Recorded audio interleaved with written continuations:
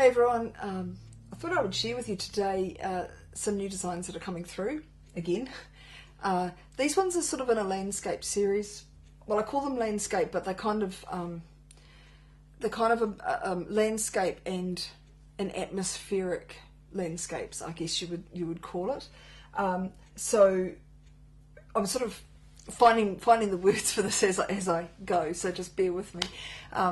But the idea is, I was thinking about when I was younger, as a youngster, we used to get ingots, and you know, as a gift, and we'd have maybe a birthstone in there, or maybe it would just have a diamond and your initial. And I was thinking about how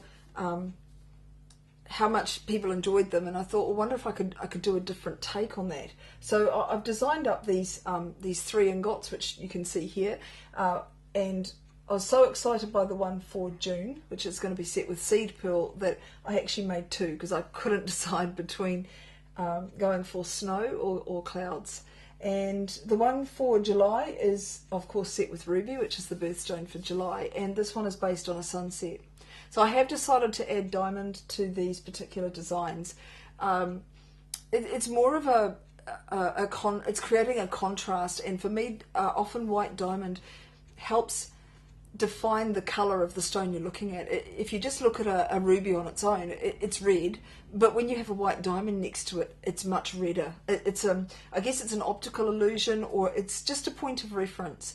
So I have, even though these are in sterling silver, I've introduced white diamonds into these.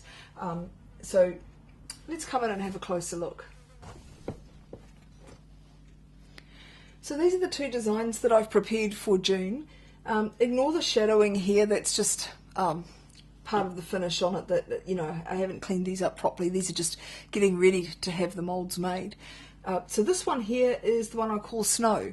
And so as you can see, it's got the contours of the mountains, and what I guess I've loosely used my New Zealand heritage here, borrowed from my partner's Maori heritage, and used these koru shapes, which are very strong in my culture and in my partner's culture. And so this strong koru shape here is very much depicting the mountain peak, and I sort of think of Mount Cook in New Zealand when I created this.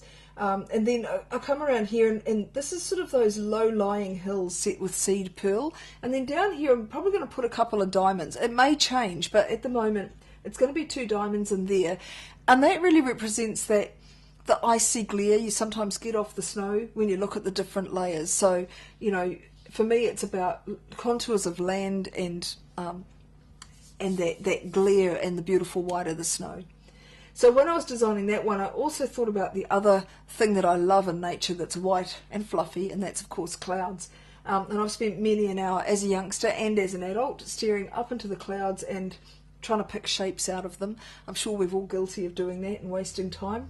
So this one here, what I've got here is, again, this koru shapes coming in, and it sort of signifies, for me here, the fat cumulus clouds that form in the sky. And then we've got a few seed pearls just depicting this cloud, and there's another cloud sweeping behind, and then there'll be a little bit of diamond again. And the diamond in this instance sort of depicts those parts of the cloud where the sun's just poking through, so it's not sort of a yellow colour coming through, it's a very bright white. And so that's what this is about. So the idea of these is, once I put a little lug on the top of these, and the chain will go through there, that you can gift these to someone who's born in the month of June, as we're using their birthstone, which is pearl, and you can engrave a name, or you could engrave an initial.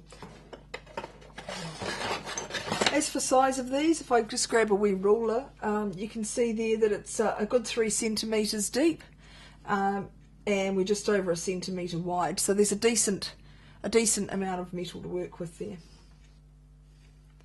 So while I was doing this design, I also thought about the next month that's coming up, which happens to be Ruby. So the next month on the calendar, in terms of birthstones, is Ruby. And what I've done for this one is I've based this one on the sunsets. We get some stunning sunsets here in Wagga.